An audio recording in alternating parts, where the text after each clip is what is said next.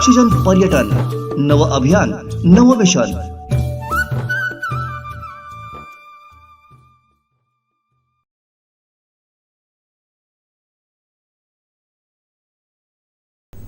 नमस्कार. कोकणचं नंबर 1 महाचॅनल कोकणसाद लाईव्हमध्ये आपलं स्वागत. आपल्या सर्वांना माहितीच आहे की कोकणसाद लाईव्हचा वर्धापन दिन 1 मार्चला आहे आणि दर वर्धापन दिनाला आम्ही एक नवीन थीम घेऊन वर्षभर ते अभियान राबवत असतो. यावर्षी आम्ही ऑक्सिजन टुरिझम ही थीम घेऊन येतो आहे.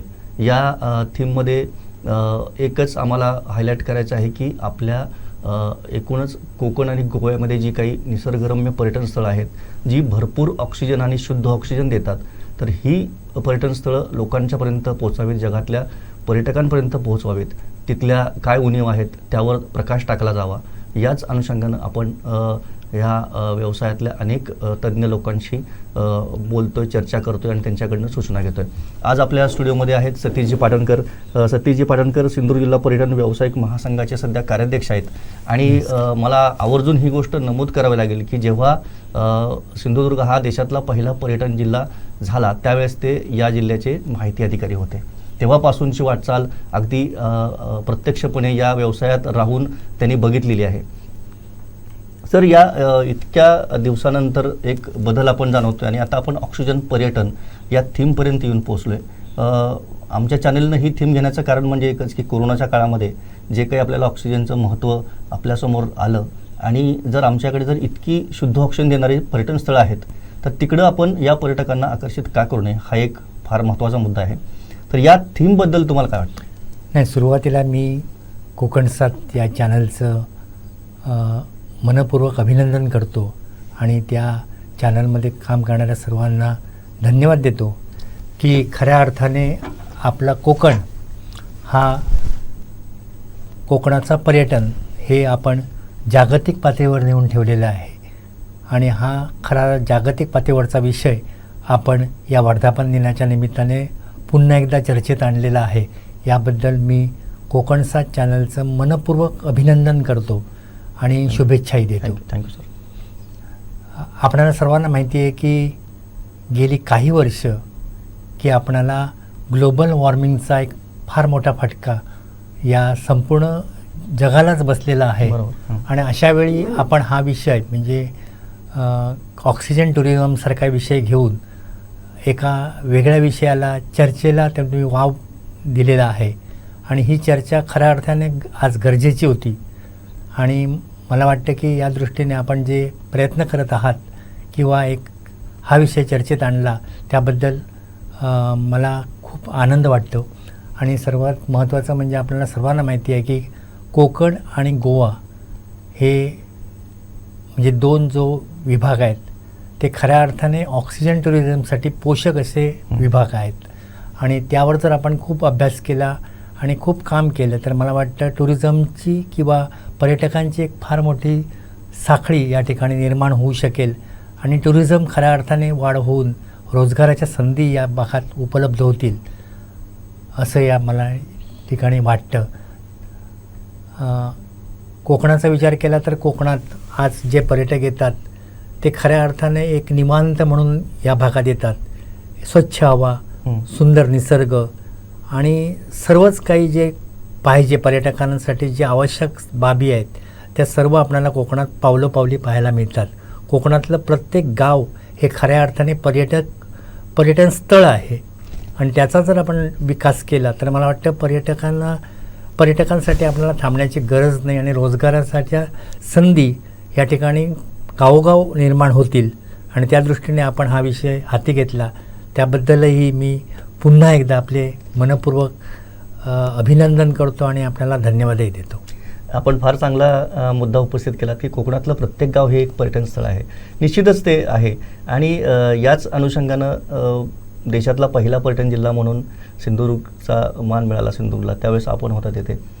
काय होती त्यावेळची परिस्थिती आणि कुठल्या हेतून आपण या सगळ्या गोष्टी पुढे घेऊन निघालो होतो? त्यावेळचे जे पालकमंत्री होते आणि मुख्यमंत्री आपल्या जिल्ह्याचे लोकनेते नारायणराव राणे साहेब त्या ठिकाणी होते आणि त्यांच्या पुढाकाराने हा जिल्हा त्यावेळी पर्यटन जिल्हा म्हणून जाहीर झाला. युतीच्या काळात 30 एप्रिल 1997 रोजी हा जिल्हा देशातला पहिला पर्यटन जिल्हा म्हणून जाहीर झाला, त्यावेळी मी माहिती अधिकारी म्हणून काम करत होतो. त्यावेळी एक असं लक्षात आलं की हा जिल्हा जर डेव्हलप करायचा असेल किंवा हा जिल्ह्याचा विकास करायचा असेल तर फलोद्यान, पर्यटन आणि मत्स्योद्योग हे 3 ज्या बाबी आवश्यक आहेत त्यावर भर देणं आवश्यक होतं. आणि त्या दृष्टीने हा जिल्हा त्यावेळी देशातला पहिला पर्यटन जिल्हा म्हणून जाहीर झाला.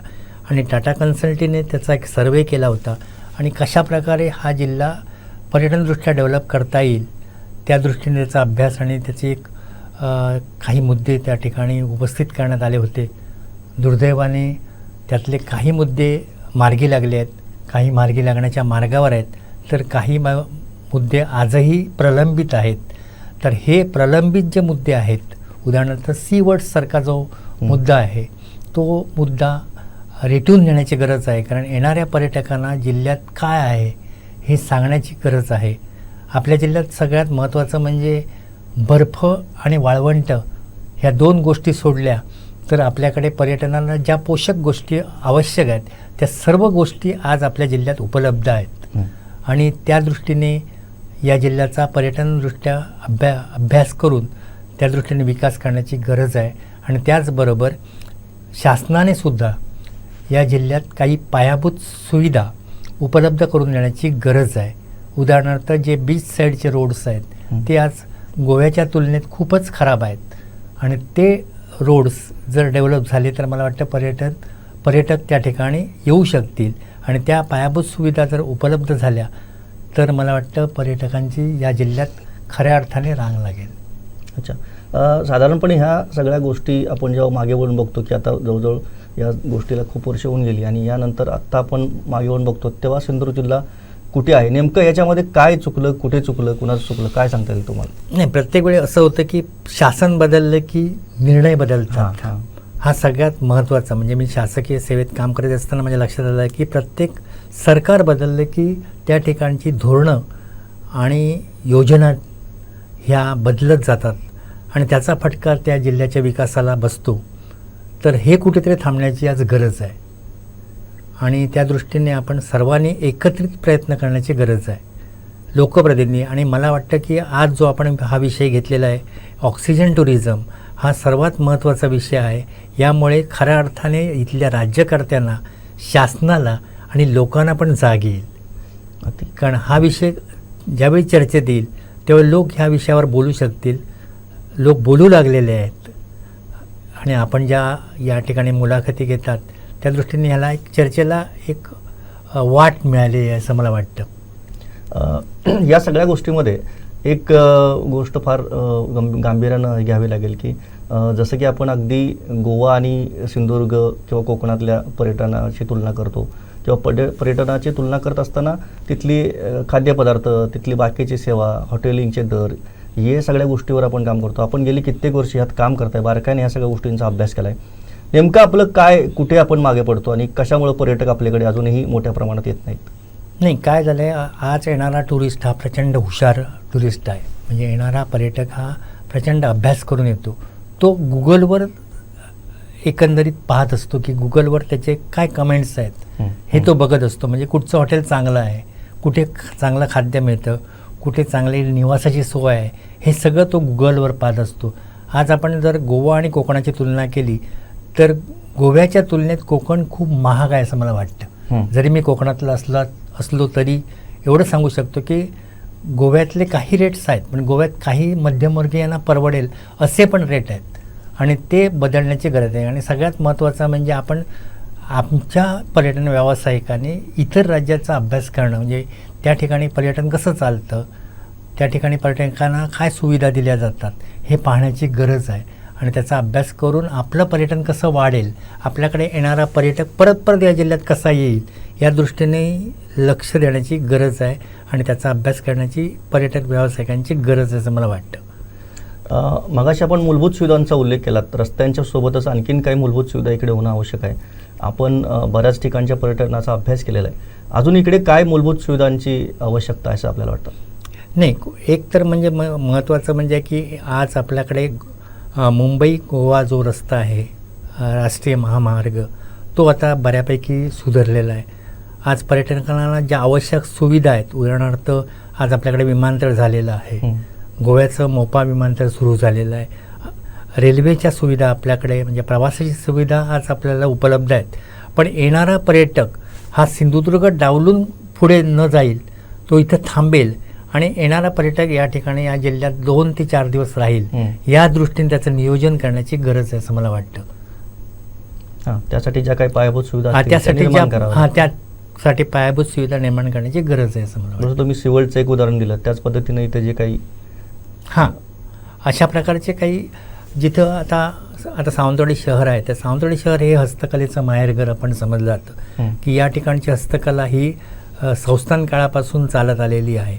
पण ती हस्तकलाची जाहिरात ज्या प्रमाणात व्हायला पाहिजे ती आज झालेली नाही. इथल्या लोककला आहेत, मला वाटतं सर्वात जास्त म्हणजे कोकणाचा विचार केला तर संपूर्ण महाराष्ट्राचा जरी विचार केला तरी महाराष्ट्रातल्या सगळ्यात गडकिल्ल्यांची संख्या ही सगळ्यात जास्त सिंधुदुर्ग जिल्ह्यात आहे. म्हणजे आपल्याला आश्चर्य वाटेल की माझ्या माहितीप्रमाणे 38 गडकिल्ले हे फक्त सिंधुदुर्ग जिल्ह्यात आहेत. म्हणजे महाराष्ट्रात सर्वाधिक किल्ले आणि गड हे सिंधुदुर्ग जिल्ह्यात आहे. पण त्याची प्रसिद्धी ज्या प्रमाणात व्हायला पाहिजे ती झालेली नाही. आम्ही मध्यंतरी पर्यटन व्यावसायिक महासंघाच्या माध्यमातून एक वेबसाईट तयार केली होती. त्याचं लोकार्पण माजी केंद्रीय मंत्री सुरेश प्रभू साहेबांच्या हस्ते झालेलं होतं. आणि ती वेबसाईटमध्ये आम्ही संपूर्ण जिल्ह्याची खाद्य संस्कृती असेल, इथला इतिहास असेल, इथले पर्यटन स्थळं असेल, इथली देवालय असतील, इथले चर्चेस असतील, याची सगळी एकत्रित माहिती त्या वेबसाईटवर टाकलेली आहे. आणि त्या पर्यटन स्थळाला कसं जाता येईल याची माहिती आम्ही त्या ठिकाणी एकत्रित केलेली होती. आणि सर्वात महत्त्वाचं म्हणजे ही वेबसाईट 104 भाषेत वाचता येत होती. आणि ती वेबसाईट करण्यासाठी माझे मित्र किशोर दाभोलकर आणि मी ती वेबसाईट तयार केली आणि आम्ही ती पर्यटन व्यावसायिक महासंघातर्फे प्रसारित केली.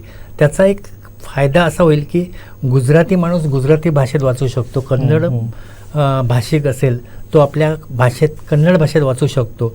आणि त्यामुळे जिल्ह्याची माहिती फक्त मराठीत न राहता ती इतर भाषेमध्ये लोकांना वाचता येऊ शकत आहे. आणि त्यामुळे मला वाटतं की त्याचा खूप एक मोठा परिणाम या टुरिझमवर होईल. मध्यंतरी राणेसाहेबांनी एक टॉय टुरिझमची संकल्पना, टॉय ट्रेन म्हणजे जी आपण चित्रपटात मेरे सपनों की राणी वगैरे जे गाणं चित्रित झालं होतं त्या प्रकारची टॉय ट्रेन या जिल्ह्यात सुरू करावी. आणि ती टॉय ट्रेन कणकवलीवरून खारेपाटण, देवगडवरून मालवणवरून वेंगुर्ला, सावंतवाडी आणि नंतर परत कणकवली, कुडाळ कणकवली अशी ती सगळ्या भागात फिरेल असं एक त्यांनी योजना मांडली आणि ती केंद्रीय रेल्वे मंत्र्यांकडे सादर केली. ती जर योजना अंमलात आली तर मला वाटतं खऱ्या अर्थाने या जिल्ह्याला टुरिझमला एक वेगळी दिशा मिळेल आणि येणारा पर्यटक या ठिकाणी 2 ते 4 दिवस थांबेल आणि खऱ्या अर्थाने इथल्या हाताला काम मिळेल असं मला वाटतं. पर्यटनाचे साधारणपणे आता जे आपण बघतो तर ती व्याख्या बदलत चाललेली आहे. हल्ली ठिकाणं चांगली किंवा खाद्यपदार्थ कुठे मिळतात याहीपेक्षा निवांतपणा, शांतपणा जिथं पाहिजे म्हणजे कॉर्पोरेट सेक्टरमधले जे लोक आहेत त्यांना आता इकडे निसर्गाकडे शांतपणा, निवांतपणा यासाठी यायचं आहे. यासाठी आपला कोकण सगळ्यात बेस्ट आहे, गोवा सगळ्यात बेस्ट आहे. पण इथे कशा पद्धतीनं अजून त्यांना येण्यासाठी आकर्षित करण्यासाठी आपल्याला काय करण्याची गरज आहे. दुसरा एक प्रश्न की ऑक्सिजन टुरिझमसाठी आपली जी ठिकाणं आहेत तिथं आता काय डेव्हलपमेंट आपल्याला अपेक्षित आहे की जेणेकरून आपल्याला ऑक्सिजन टुरिझम ही कन्सेप्ट चांगली राबवता येईल. नाही, मध्यंतरी आपल्याला ॲग्रो टुरिझमची जी संकल्पना होती ही खूप चांगली संकल्पना होती. आणि आज आपण बघितलं की येणारा टुरिस्ट हा सिमेंट कॉन्क्रीटच्या जंगलात राहायला कबूल नाही. त्याला स्वतःचं कौलारू घर, त्या ठिकाणी असणारं असं एखादा तलाव किंवा एखादा नाला हे पाहायला आवडतं आणि त्याला निसर्गात राहायला आवडतं. म्हणजे कॉन्क्रीटच्या जंगलाला तो कंटाळलेला टुरिस्ट आहे आणि त्यामुळे तो अशा प्रकारची काही ठिकाणं शोधत असतो. आणि ही ठिकाणं कोकणात पावली आहेत. आणि ही जर आपण डेव्हलप केली, आज कोकणातली अनेक घरे रिकामी आहेत. म्हणजे कोकणातला अनेक माणूस हे मुंबई, पुण्यात नोकरी व्यवसायाच्या निमित्ताने आहे, त्यांची काही घरं रिकामी आहेत. ती घरं जर आपण या पर्यटकांना उपलब्ध करून दिली तर मला वाटतं खऱ्या अर्थाने टुरिझम डेव्हलप होईल. आणि त्या दृष्टीने प्रत्येकाने प्रयत्न करणं गरज आहे. मला वाटत नाही की ते प्रत्येक येणाऱ्या टुरिझमला कुणकेश्वरच पाहिजे किंवा आचरा पाहिजे किंवा काही अशी जी नावाजलेली ठिकाणं आहे, देवबाग पाहिजे असं काही नाही आहे. त्यांना गावात राहायला सुद्धा आवडतं आणि ते गावातला जे पदार्थ आहे आणि सुदैवानं मालवणी पदार्थाला आज एक वेगळी क्रेज आहे. आपण बघतो की मुंबईतल्या किंवा मोठ्या शहरात अनेक आज खाद्य महोत्सव हे मालवणी खाद्य महोत्सव म्हणून साजरे केले जातात आणि त्याने प्रचंड गर्दी असते आणि पर्यटकांच्या किंवा खाद्याळू लोकांच्या तिथे उड्या पडतात. तर हे जे पदार्थ जर आपण त्या ठिकाणी गावागावात उपलब्ध करून दिले तर मला वाटतं पर्यटक येतील, पण त्याचे दर मात्र नियंत्रित ठेवण्याची गरज आहे. अगदी अगदी बरोबर. त्याच्यामध्ये अजून एक गोष्ट आहे की ज्या पद्धतीनं आपण ह्या पर्यटनाचा विचार करतो त्याच पद्धतीनं जसे आपण सांगितले की जुनी अनेक घरं आपल्याकडे आहेत तर ती वापरता येतील पर्यटनासाठी, पण त्याच पद्धतीनं चित्रपटसृष्टीचं जे काही हे आहे क्रेज आहे, आता हल्ली काही मालिका आपल्याकडे येत आहेत, पण मोठ्या प्रमाणात ह्या सगळ्या गोष्टी झाल्या तर आणखीन पर्यटन तर आपलं सुधारेलच, त्याला तर ऊर्जा मिळेलच, पण आणखीन त्या बाबतीतही बाकीचे जे उद्योगधंदे आहेत त्यांना पण चांगली उभारी मिळेल. हो, निश्चितपणे की आज तरी मराठी चित्रपट आणि काही सिरियल्स ह्या कोकणात येऊ पाहत आहेत. कोकणाचं एक चित्रपटाचं डेस्टिनेशन म्हणून कोकण आज पुढे येत आहे आणि त्या दृष्टीने काही चित्रीकरण या जिल्ह्यात होत आहेत. साईनाथ जळवीसारखा कलाकार जो अनेक कलाकारांना घेऊन या ठिकाणी काम करत आहे, त्यामुळे सुद्धा कोकण आज छोट्या आणि मोठ्या पडद्यावर आलेलं आहे. तर अशा प्रकारचं एक वेगळं डेस्टिनेशन कोकणात चित्रपटाच्या निमित्ताने निर्माण झालेलं आहे. तर तीसुद्धा एक चांगली संधी या भागातल्या कलाकारांना पण मिळालेली आहे. त्यामुळे अनेक कोकणातले कलाकार आज छोट्या पडद्यावर आलेले आहेत, आज झळकत आहेत आणि खऱ्या अर्थाने कोकण आज चित्रपटाच्या माध्यमातून दिसत आहे. त्याचाही फायदा टुरिझमला निश्चितपणे होत आहे आणि तो फायदा उठवण्याची आज आपल्याला गरज आहे.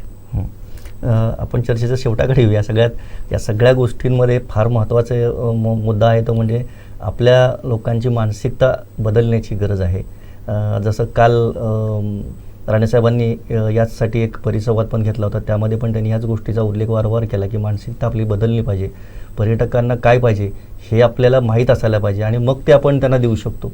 त्याला जर हे नको आहे, इथे येऊन मच्छी खायची नाही आहे, त्याला चायनीज पाहिजे तर तुमच्याकडे ते उपलब्ध पाहिजे, त्याला जे काही ऑप्शन पाहिजे ते ऑप्शन तुमच्याकडे उपलब्ध पाहिजेत. अशा पद्धतीनं तर काय सांगाल, ही मानसिकता बदलण्यासाठी कशा पद्धतीने आपल्याला याचा विचार करायला पाहिजे? नाही, मुळात कोकणातला माणूस हा नेतृत्व न मांडणारा असा माणूस आहे. म्हणजे त्याला वाटतं की आपल्याला सगळं ज्ञान हे आपल्यालाच येतं. म्हणजे मी पण कोकणातला आहे आणि त्याला वाटतं की सगळं जे काय ज्ञान आहे ते फक्त माझ्याकडे आहे. पहिल्यांदा ही मानसिकता आपल्या घरातनं जी येते ती बदलण्याची खरी गरज आहे. येणाऱ्या पर्यटकांना काय हवं आहे, होया झाला घे नाहीतर जा, असं जे आपली एक प्रवृत्ती आहे ती खरी बदलण्याची गरज आहे. येणाऱ्या पर्यटकांना काय हवं आहे, येणारा पर्यटक विचार तुमच्याकडे आंबोळी आहे का, तुमच्याकडे घावणे आहेत का, तुमच्याकडे मोदक मिळतील का, आमच्याकडे मिळायचे नाही, वया झाला ह्या खाया, असं चालणार नाही. येणाऱ्या पर्यटकांना जे हवं असेल ते देण्याची गरज आहे. आणि सर्वात महत्त्वाचं म्हणजे येणारा पर्यटक हा आपला घरचा एक पाहुणा आहे, या दृष्टीने त्याचा आदरातिथ्य आणि आदरातिथ्य करण्याची गरज आहे. हॉस्पिटॅलिटी ही मुळात कोकणाकडे आहे, ती अधिक डेव्हलप करण्याची गरज आहे असं मला वाटतं. त्याचा थोडासा त्या पर्यटनात कसा वापर करून घ्यायचा हे कौशल्य आत्मसात करायला हवं. ते कौशल्य आत्मसात केलं पाहिजे, त्याचा अभ्यास केला पाहिजे. आज सुदैवाने आपल्या जिल्ह्यात 6 ते 7 हॉटेल मॅनेजमेंटची कॉलेजेस उभी राहिलेली आहेत. त्यातनं काही मुलं निर्माण होतील, पण ती पुण्या मुंबईकडे न जाता ती या जिल्ह्यात कशी स्थिर राहतील आणि आपला स्वतःचा व्यवसाय किंवा या ठिकाणच्या व्यवसायात कशी रमतील या दृष्टीने प्रत्येक व्यावसायिकाने बघण्याची गरज आहे. सरांनी खूपच छान माहिती दिली या संपूर्ण, कारण पर्यटनाचा या जिल्ह्याची जी वाटचाल आहे त्या वाटचालीपासून ते या सगळ्या घटनांचे साक्षीदार आहेत, बदलांचे साक्षीदार आहेत. ऑक्सिजन पर्यटन या आमच्या अभियानात ते सातत्यानं आपल्यासोबत राहतील आणि आम्हाला या नवीन नवीन कल्पना किंवा सूचना करत राहतील. सरांनी वेळ दिलात आणि आमच्याशी खूप चांगली चर्चा केली, याबद्दल मी त्यांचे चॅनलच्या वतीनं आभार मानतो आणि याही पुढे आपण आम्हाला असंच मार्गदर्शन करावं अशी मी विनंती करतो. धन्यवाद.